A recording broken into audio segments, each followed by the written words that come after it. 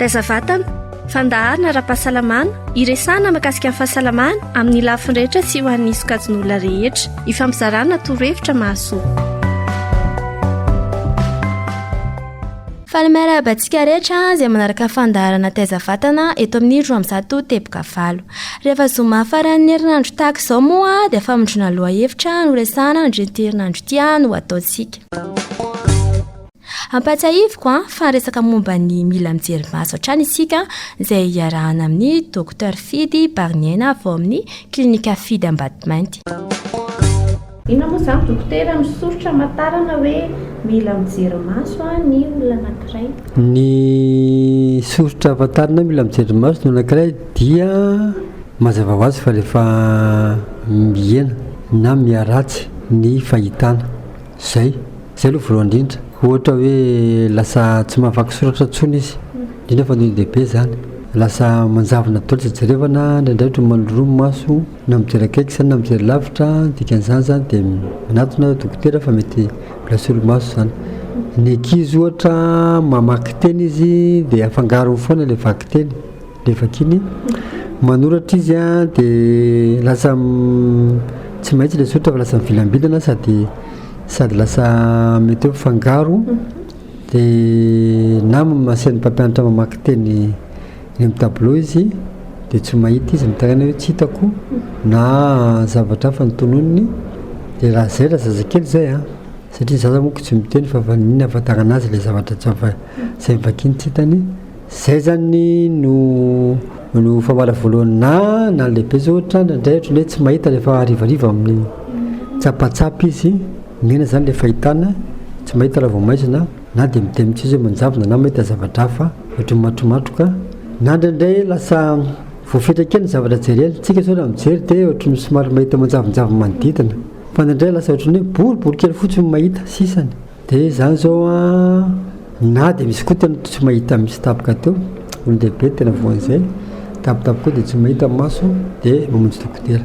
Faharoa indray mamonjy dokotera raha ohatra ka hoe marary maso, misy marary ao anaty maso na ny anatiny amin'ny aorina voamaso ohatran'ny hoe ny anatiny atidohany zany na maso iray na maso anankiroa. Fahatelo indray raha menamena be koa i maso dia mangiry firy be tsy mahazaka masoandro dia mila mijery dokotera. Anankiray indray raha misy taille maso misy ilay taille maso be ilay voambalana dia miraikitra dity be mihitsy indrindra moa ny amin'ny ankizy voan'izay dia mamonjy dokotera fa misy otrikaretina ao zany. Ndraindray koa raha misy mivoto ao amin'ny maso takodimena ao tsika zay fizerintsika azy fa mikroba koa ireny karazana vay ireny vay eo amin'ny odi-maso ireny dia mila mamonjy dokotera tsika amin'izay fotoana izay.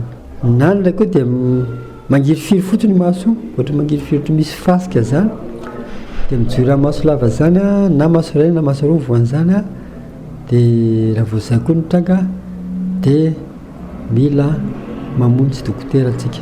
Fa ndraindray koa aretin'andoha marary io loha io indrindra fa ho an'ny olon-dehibe tsapaina ny tosidana ny tension ao tsara tsaboina kosa dia misy hoe sinusite ohatra dia ataony radosiny sisa tsisy ninina adaoko ny analyse ohatra tsisy an'ireny hoe cysticercose toxoplasmose mety hoe regny koa nisan'ny maloto tsisy ninina mihitsy dia hoe ndraindray koa mety maso mahatonga an'izay mamonjy dokotera dia rehefa mahazo fitsaboana na mahazo solomaso dia afaka ilay retin'andoha na ilay fampanina koa na ifampanina koa ohatra zany jerena ny tositra ao tsara jerena daholo ny antony rehetra mahatonga ilay fampanina tsisy ninina dia ndraindray kaiky ilay maso koa zany mila teva mitady solomaso mahatonga ilay fampanina zany sadina ny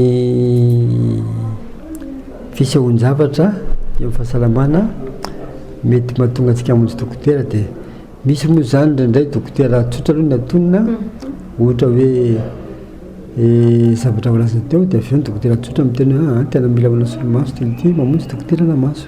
Mety foana zany zay alina dokotera tsotra. Mety foana avy eo dokotera tsotra miteny manao hoe mila dokotera spécialiste mikasika maso mihitsy izy ty ohatra satria dokotera tsotra resahako zany zao ohatra zao hoe misy karazany amin'ireo tany saiko ireo zany mety dokotera tsotra dia afaka manao an'ilay izy. dia izay indray ary aloha ny fandarantsika tamin'ity herinandro ity ankasitrahana fiainanao mpiaino izay nanaraka fandaratra amin'ny farany dia manome fotoananao amin'ny herinandro tahaka izao indray veloma tompoko. Tazavatana fandaharana ara-pahasalamana iresana mahakasika amin'ny fahasalamana amin'ny lafiny rehetra sy ho an'ny sokajin'olona rehetra, ifampizarana torohevitra mahasoa.